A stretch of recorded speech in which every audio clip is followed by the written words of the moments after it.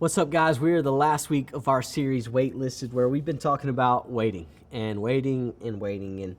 And let me ask you this question. I don't know where you stand on Christmas and how far is too far away to start counting down, but have any of you started counting down the days to Christmas? Like, if you're watching this video on May the 2nd, then we are 237 days away from Christmas, right?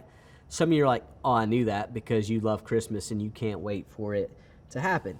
But for some of you, that's weird that people are starting to count down Christmas already. And so let me ask you this question. When do you start the countdown for Christmas? Not only that, when do you are allowed to play Christmas music? For me, it's after Thanksgiving.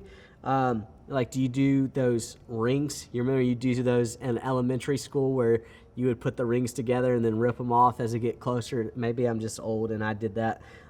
When does your family start decorating, right? So ask all those questions. Pause this video. When do you start counting down Christmas? When's Christmas music or movies allowed? All those fun things go.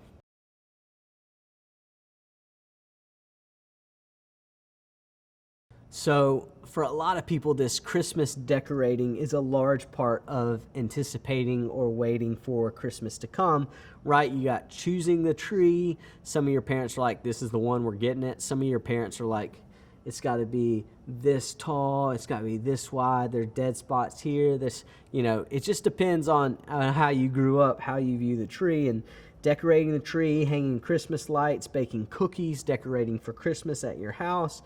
For me, that was a big deal. My family loved Christmas. My mom, if there's any part of the house that wasn't decorated with Christmas, then Christmas couldn't happen. So it looked like Christmas threw up everywhere, every Christmas for me growing up. And sometimes, though, if I'm being honest, the older I got, I was like, oh my goodness, do we have to have this many Christmas villages of those little towns that light up? Maybe you can relate. You know what I'm talking to. But do you like decorating? Maybe kind of nod your head in a circle and look around. For me, I didn't love it as I got older. For some of you are like, no, we love it. Some of you are like, our family's getting into fights when we decorate because no one likes to do it, but my parents make me. But when you're really excited about Christmas morning, the waiting can be painful, right? It's like you can't sleep, you want to get up, you want to open the presents, you want to find the presents that your parents hid, and it becomes more and more painful because you're wanting something or you're anticipating something that is coming up. And our conversation today isn't really about Christmas at all, but here's what it's about, right? Family, fights, waiting, getting sick of waiting, and wanting to give up. And so as we think about that, for the past few weeks, we've been thinking about this idea of waiting, and not just waiting for Christmas Day. We talked about there's some periods of time where it's difficult to wait, but we said that God has a plan for you, but sometimes you have to wait, or while you're waiting, God is still faithful, or while you're waiting, God is still listening, like we talked about last week. But let's be honest, sometimes we've been waiting and waiting and waiting, and we just get tired. We just get tired of waiting, and sometimes it even feels like everyone is against us, like we're trying so hard to hold on to some really heavy things, but no one is ever giving us help, and we kind of sometimes just want to give up. And for me, when I moved in the middle of my 5th grade year, it sucked because I was like, all right, I'm going to get to this new school and I'm going to meet some new friends. And I just kept waiting for new friends to meet. But it was halfway through the year, and by the time I sort of knew some people, it was like, all right, peace out, summer's here. And I really didn't hang out with them. And I was having a hard time trying to fit in, and I was waiting to that moment where I would feel like, okay, this is my new home. And it took a while, and I got frustrated, and there was so many times where I was like, well, screw it. My life just sucks. And I kind of sat in that for a while. And there are so many reasons why we want to give up hope, all of us. And maybe you've been trying so hard, but nothing seems to change, or maybe for some of you, you've tried to make wise choices, but the people around you don't seem to support you or even make fun of you for doing that. Or maybe your family is a mess right now and things don't seem to be getting bigger, especially when you feel alone, unsupported, and even abandoned by others. It's not necessarily easy to believe that we can keep going even when we've spent so much time waiting. And there's someone in Scripture who actually understands this. And today we're looking at a guy named Joseph. And he's a pretty important figure in the Old Testament. And Joseph's story begins when he's 17 years old. And in Genesis chapter 37. So what I want you to do is pause this video, Genesis chapter 37, read verses 2 through 11.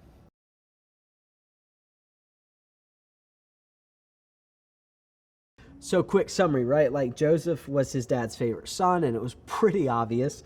Jacob loved Joseph, and he gave them like a special coat, special treatment. You can imagine how things must have been awkward between him and his brothers. And to make even things worse, God began to speak to Joseph through dreams, letting Joseph know, hey, one day you're going to rule the nation. You're going to actually rule your brothers. So instead of keeping this information to himself, Joseph shared it with his brothers, which made things very awkward. And instead of taking a hint that his brothers didn't appreciate being told that, Joseph continued to tell him his dreams over the 3 visions he had from God. And of course, things got worse and worse. And so in Genesis 37, in the next few verses, what we see is Joseph's brothers finally like, screw it, dude. We've heard enough. And we're actually just going to get rid of you, right? So at first they planned to just kill him. All right, done with talking. Let's just kill him. But one of his brothers convinced the others, hey, let's don't kill him. Let's just sell him into slavery, right? This is so much better. No blood on our hands. Let's just sell him away. And, it's an improvement from murder, but let's not imagine this brother as a hero or anybody. So can you imagine, though, what Joseph must have been experiencing when he realized how much his own family hated him? And while he waited in the well that they threw him in, and when he realized he'd been thrown into a foreign country where he knew no one, and while he traveled on this caravan waiting to find out where he end up and he'd be treated when he arrived. And that's like a lot of uncertainty and loneliness for most people to then just give up hope. Like, man, this sucks. I don't know what's going to happen. It is what it is. But that's not the end of Joseph's misfortunes, right? We get to Genesis chapter 39 and we see when he gets to Egypt, God gave Joseph a ton of credible opportunities and things to seem to be like looking up. And in verses 1 through 20, we see that just when things are looking up from him, he faces some new difficulties, right? Can you imagine what Joseph must have been experiencing when he's preyed upon by powerful people, when he had no one to turn to, when he was abandoned by the people he thought was his allies, when he realized he was going to be thrown into jail unjustly? Once again, that's enough to make you give up hope. So let me ask you this question. Like, you look at Joseph's life, favorite son, thrown into slavery, rise up to the top, and then accused of something they didn't do, and now back into jail. Like, how would you feel?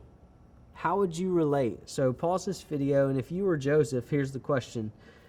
What would you do? How would you feel? Answer that question right now.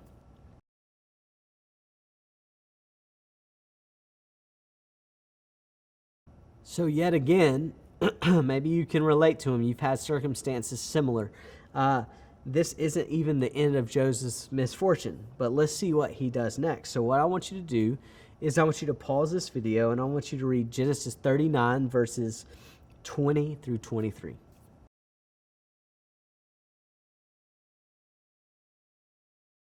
See, we see that like Joseph continued to live in prison for years, forgotten by Pharaoh, even forgotten by his family. And Joseph even had a chance to be free, but his opportunity was lost when, once again, Joseph was forgotten. And so I won't tell you how the story ends for two reasons. One being, you can read it yourself in the book of Genesis, but two, because that's not the point of the conversation today. Today we're talking about what to do when you're sitting in the dark, waiting for help, looking for hope, uncertain about your future. And when Joseph was in this position, he had every reason to give up hope. But guess what? He didn't. And even though everything seemed to go wrong, and Joseph wasn't sure if he'd ever make it out of prison, or if God would ever fulfill the promise of making him a ruler of a nation, Joseph knew that God was still with him. While he was waiting, God had a plan. God was faithful. God was listening. And in all that time, God never gave up on Joseph. So here's the cool thing. God never gives up on us. And Joseph never gave up on God. And if you're waiting on God right now, here's my encouragement. Don't give up. If you're waiting on God, don't give up. Because guess what? God is not giving up on you either. And you might be thinking, like, that sounds good, but how? Like, how do I not give up? How do I find hope when things feel hopeless? Or how do I hang on when I feel like I'm all alone by myself? And here's a couple things that can encourage you and help you. First is this. Talk to God and don't stop. Talk to God and don't stop. Don't stop talking to God. Like we mentioned last week, tell God how you feel and what you're experiencing, and then ask for help to hold on. Secondly, talk to other people. See, Joseph may have been abandoned and alone, but you're not. Even if you feel that way, sometimes on top of your family and friends, the room that you're in sitting here watching this are filled with people that you can talk to. So if you feel overwhelmed or hopeless, talk about it. Let's talk about it. Reach out to me. Reach out to your small group leader. And then thirdly, remember God is stronger than you think. When Joseph was in the well, he could have guessed the opportunities God would have given him in Egypt. When he was in prison, he had no idea what God had in store for his future. And when he was betrayed by his brothers, he could have anticipated the way God could restore that relationship. God did all those things and more. And that's the same God who's telling you and me right now not to give up. God is stronger than you think. 4, remember, you're stronger than you think. You were made in the image of God. You were wonderfully created by a creator who designed you on purpose. So you're strong, you're capable, you're resilient, and your strength sometimes will fail. But remember that in your weakness, God is strong. And lastly, choose hope. Hope isn't just something that happens to us. In many ways, it's something that we can choose. We can choose hope when we fill our minds with what's good and what's true. We choose hope when we choose to talk about our struggles rather than hide them. We choose hope when we tell God how much we need help. We choose hope when we decide not to give up no matter what. And as we close out this series, I hope you found hope in the stories that we've told. We've shared about the men and women who waited on God, right? Abraham and Sarah reminded us that God has a plan, but we have to wait for it. Paul and Silas reminds us that while we're waiting, God is faithful. David reminds us while we're waiting that God is listening. And Joseph reminds us that while we're waiting, we can't give up because God's not giving up on us.